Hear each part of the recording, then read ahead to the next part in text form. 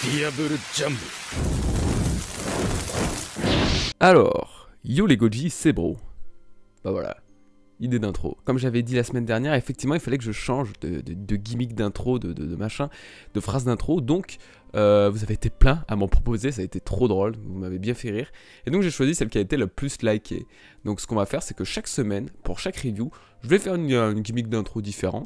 Et puis comme ça, vous allez proposer, et celle qui aura le plus de likes, eh ben, sera choisie. Voilà, évitez de faire des trucs trop salaces non plus, hein, je vous vois venir.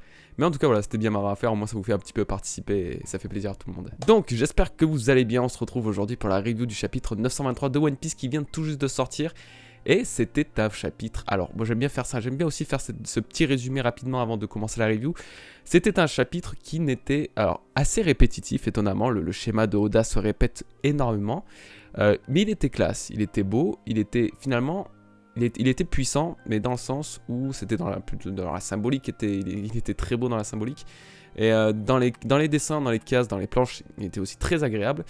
Mais sinon, en soi, il n'y avait pas énormément de contenu à développer, à exprimer en review, n'est-ce pas? Donc voilà, ça reste un chapitre de baston un petit peu, ça fait plaisir, ça fait du bien, surtout vu la baston que c'est, vu que c'est du Kaido contre Luffy. Alors rapidement avant de commencer, je m'excuse de ne pas avoir pu assumer le live de mercredi soir. Voilà, avec Nina, on le reporte à peut-être ce week-end ou en tout cas une prochaine fois. On se tient au jus, je vous dirai dès que possible, dès que j'ai une date, dès qu'on en a une, dès qu'on en fixe une. Je vous tiendrai au courant par Twitter ou même sur le truc communauté de YouTube. Donc voilà, excusez-moi les gars à ce propos-là. Et puis voilà, n'oubliez pas qu'il y a aussi toujours le concours actif justement sur Twitter. Je vous laisse le lien dans la description pour gagner un t-shirt de Pampling. Donc c'est cela. Voilà, moi ça vous fait gagner un t-shirt et puis voilà, vous pouvez tenter de participer. Avant tout, on remercie une fois de plus l'équipe de Scantrad qui font un boulot incroyable, qui nous livrent les chapitres ultra rapidement. Maintenant, ils traduisent directement du japonais pour le sortir en français, ils attendent plus la version anglaise, etc. Donc c'est vrai qu'on gagne énormément de temps. On a les chapitres très tôt le matin pour le café, c'est généralement. Donc voilà, je fais un big up à toute l'équipe. Ils sont géniaux, ils sont adorables. Et puis bah voilà, il faut les encourager. Et donc n'oubliez pas de lire vos scans sur Scantrad pour les chapitres récents en tout cas. Voilà, c'est super important. Alors je vais parler vite fait de la page de cover de ce chapitre parce qu'elle m'a bien fait rire. Parce qu'en fait on y revoit donc Ace, Luffy et Sabo qui donc jouaient se faire en fait des combats d'insectes de scarabées. Et en fait ce qui est très drôle, c'est que Luffy a gagné. Il a gagné parmi ses deux frères. Très drôle, c'est que Luffy est un grand fan de tout ce qui est scarabée, de tout ce qui est insecte, etc. Et en fait, il faut se rappeler que sur Jaya, tout juste avant d'arriver sur l'île céleste de Skypiea, il avait donc découvert, en cherchant un Saucebird, il avait découvert un scarabée qu'il trouvait ultra rare.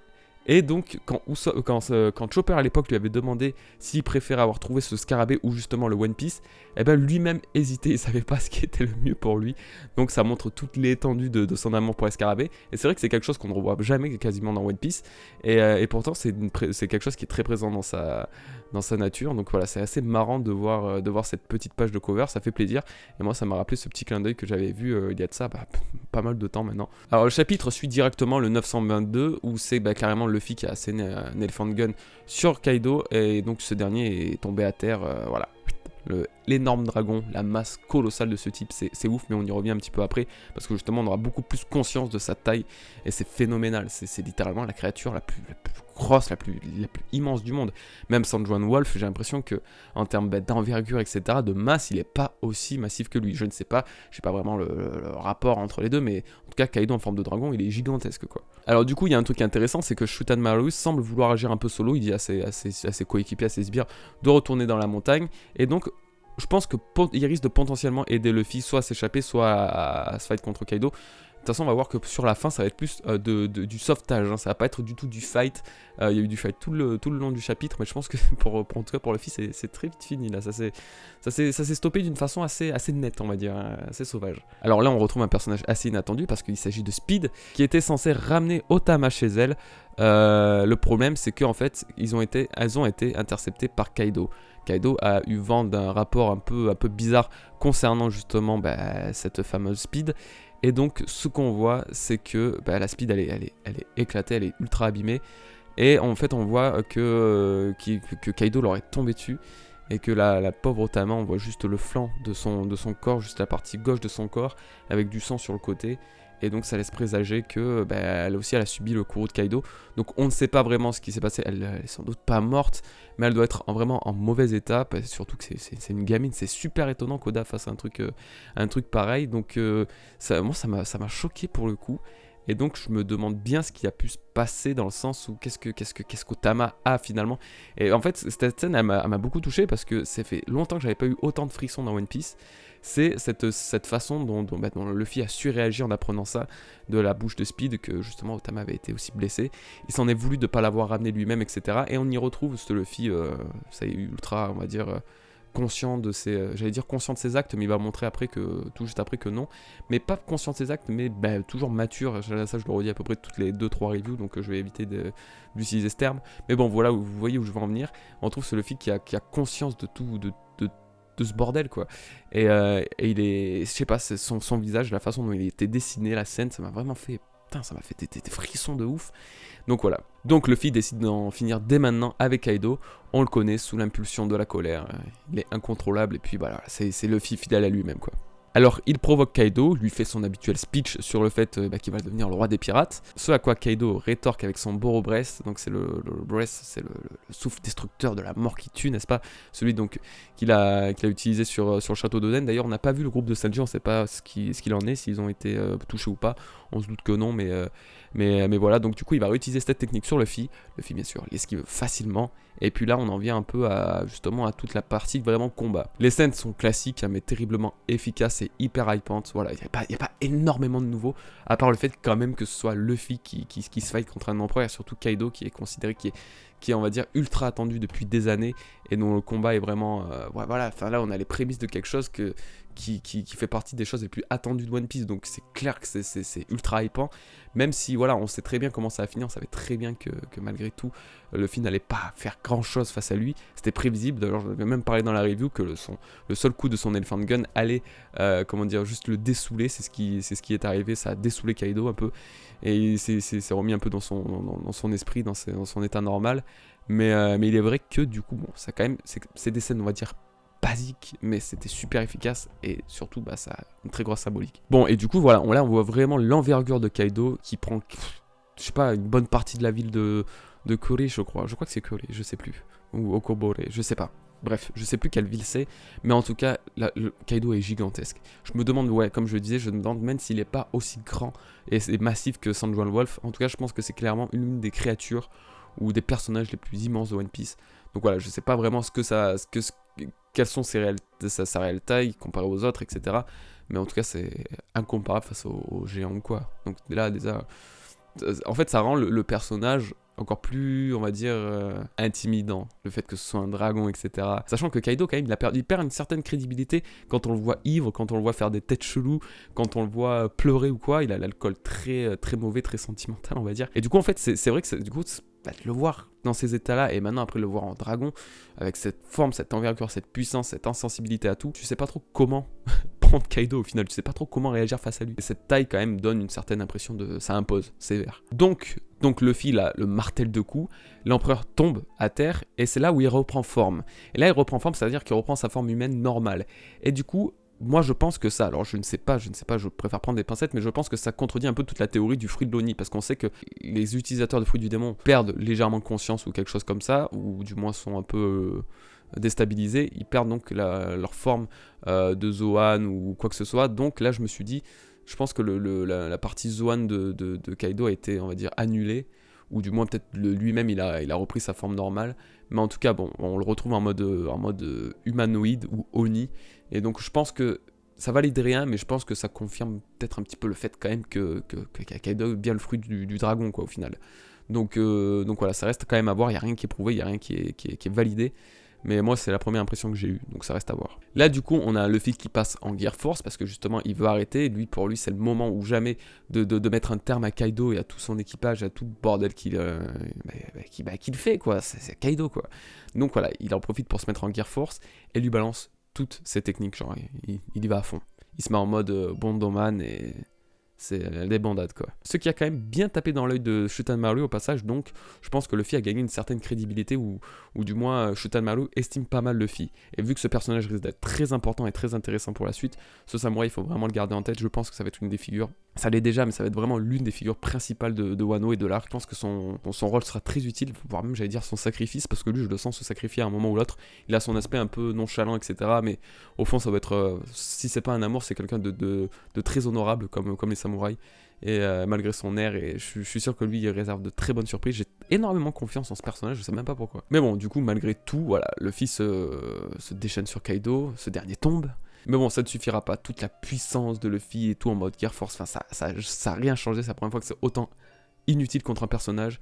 Kaido se relève et Luffy a même pas le temps d'anticiper. Il a juste, je pense, pu entrevoir l'action de Kaido. Il y a le haki de l'observation, un truc comme ça.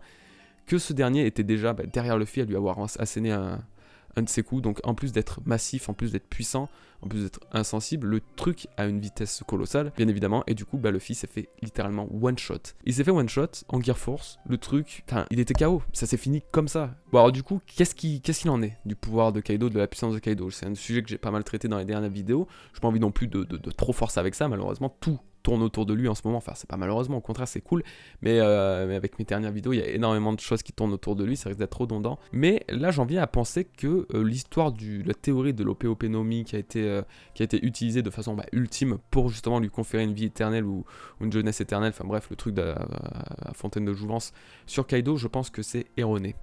Le truc, c'est même pas qu'il peut pas mourir, c'est juste qu'il est insensible à tout. Parce qu'on voit les dégâts qu'il prend, entre guillemets, de Luffy, quand celui-ci lui assène des coups. Il a pas saigné, il a pas une seule trace sur le corps, il a même pas utilisé son haki de l'armement pour se protéger des coups de Luffy, justement, avec son haki de l'armement. Et là, c'est genre, même Big Mom, quand même, quand il y a eu le clash entre elle et Luffy sur Whole Cake, elle a quand même eu la décence d'utiliser son haki de l'armement sur ses mains pour justement éviter, pour limiter les dégâts, ou moi j'en sais rien, mais bon, il y a quand même eu cette notion de haki d'armement utilisé, tandis que là, Kaido, rien. Le truc, je sais même pas s'il sait l'utiliser, limite. Bien sûr que si, sans doute, mais c'était dans la façon de faire, c'était c'était impressionnant, parce que le truc, il s'en foutait, quoi. C'est à peine s'il ressent la douleur, ou du moins peut-être il la ressent, et je sais pas, il doit il doit l'aimer. Mais je sais pas, Kaido avait l'air super bizarre dans ce chapitre parce qu'il me semblait très calme pour le personnage qu'il est, pour la puissance qu'il est, pour le monstre qu'il incarne. Il me semblait très calme, pas colérique comme on a pu le voir. Et justement, il a réagi de façon comme s'il avait limite pitié pour Luffy, ou du moins comme si, je sais pas, comme s'il savait des choses. J'ai eu une impression un peu bizarre de lui. Et c'est vrai que tout le truc vis-à-vis de son immunité à tout, ça m'a paru aussi bizarre. Et j'ai limite l'impression que pour lui, de toute façon, c'est une malédiction, c'est confirmé par le fait qu'il a essayé de se jeter d'une île céleste pour se suicider et qu'il n'a pas réussi. Et c'est vrai que là, j'ai plus l'impression qu'il a vu des choses, ce type, et que là, il en est désespéré. Donc je sais pas. Franchement, Kaido, il m'a pas fait une impression de si gros méchant. Bon, après, je me suis rappelé quand même qu'avec toute l'usine qu'il a, tout ce qu'il fait, au final, ça apporte énormément de malheur aux gens, etc. Mais je sais pas, j'ai pas eu une mauvaise vraiment impression de lui au début. Dans ce chapitre, et ça me paraît assez étonnant justement. Bon, et moi il y a aussi un truc qui m'a pas mal intéressé, c'est surtout la technique de Kaido qu'il a utilisée pour one-shot Luffy. Il y a un truc que j'ai trouvé intéressant, c'est que, alors ça dépendait des traductions, parce que j'avais vu un moment, une page du chapitre qu'il avait traduit en anglais, c'était Divine Thunder ou Divination Thunder, un truc comme ça, et après la traduction en japonais-français, c'était carrément le mot en japonais, donc je me souviens plus, mais bref, dans tous les cas, ça avait un rapport avec le tonnerre, etc., et quand Kaido a frappé Luffy avec cette attaque, il semble qu'il y ait eu des éclairs, ou du moins c'est eu un rapport avec la foudre ou quoi, ou alors c'était simplement le clash de Haki des rois, je ne sais pas. Mais du coup ça m'a paru bizarre parce que je me suis rappelé en fait des éléments liés un peu au haki de l'armement, le fait que Luffy puisse utiliser le feu grâce à son Red Hawk, sûrement grâce au haki de l'armement justement, et je me suis dit, est-ce que sur Wano, après l'éveil du haki de l'observation sur Whole Cake, est-ce que sur Wano justement il n'y aurait pas l'éveil du haki de l'armement, sachant que Katakuri a dit lui-même qu'il existait des choses qui dépassaient le haki de l'armement, sous-entendant que voilà, il n'y avait pas que le haki de l'observation qui pouvait être un peu éveillé. Donc moi c'est comme ça que je l'ai pris, et je me suis dit que peut-être Wano c'est un peu l'arc où il y aura le plus de combats bruts, on va dire, ou je sais pas pourquoi je lis Wano. En fait dans ma tête je liais des îles, ou du moins des peuples ou des clans, à diverses formes de haki. Par exemple, au début, pré-ellipse, je me disais que voilà, l'île de Kuja, c'était l'île avec le fruit haki de l'armement, parce que justement, elle l'utilisait de cette façon, et que par exemple, Skypiea, ou du moins tout ce qui était en rapport avec Skypiea était plus lié au haki de l'observation, parce qu'il y avait deux personnes qui l'utilisaient, c'est-à-dire Ener et donc, comment elle s'appelle, Aiza, la petite de Chandora.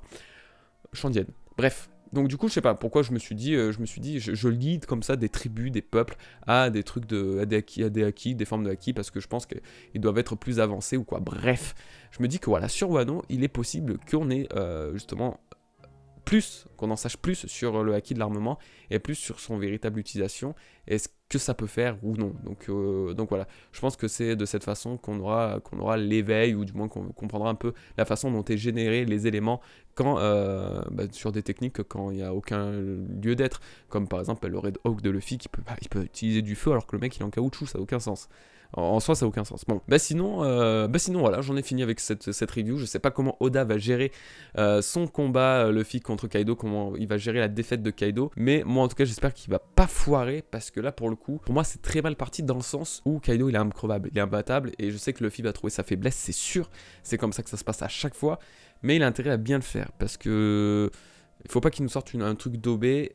Faut vraiment que le truc de Kaido soit justifié, pas qu'il nous sorte un peu un truc à la Katakuri, quoi. Je suis désolé, mais bon, c'est pas pour revenir sur le fait de Luffy contre Kata, mais Luffy, il avait pris tellement plus de dégâts que Kata, pour que finalement, il lui foute, on va dire, 4-5 coups, et que l'autre, il en soit défait. Enfin, il y a des trucs que j'ai trouvé ça trop improbable dans ce combat. J'espère que voilà, pour Kaido, ce sera pas le coup, parce que là, pour l'instant, il paraît invincible, il est invincible. Et donc j'ai bien hâte de savoir comment Oda va gérer ce truc, parce que c'est toujours très compliqué de mettre dans son histoire un personnage qui est à ce point-là invulnérable, à ce point-là fort. Ça fait toujours des incohérences à quelque part, donc c'est très dangereux. Donc voilà, écoutez les bros, j'en ai fini avec cette review. J'espère que ça vous aura plu. Écoutez, on se dit à la prochaine. J'espère que vous avez apprécié ce chapitre. Je vous souhaite un très bon week-end. Profitez bien. Peace, surtout les gens. Peace and love. Évitez la guerre. Je vous souhaite encore une fois un bon vendredi, et puis je vous dis donc à la prochaine pour une nouvelle vidéo. Peace les bros.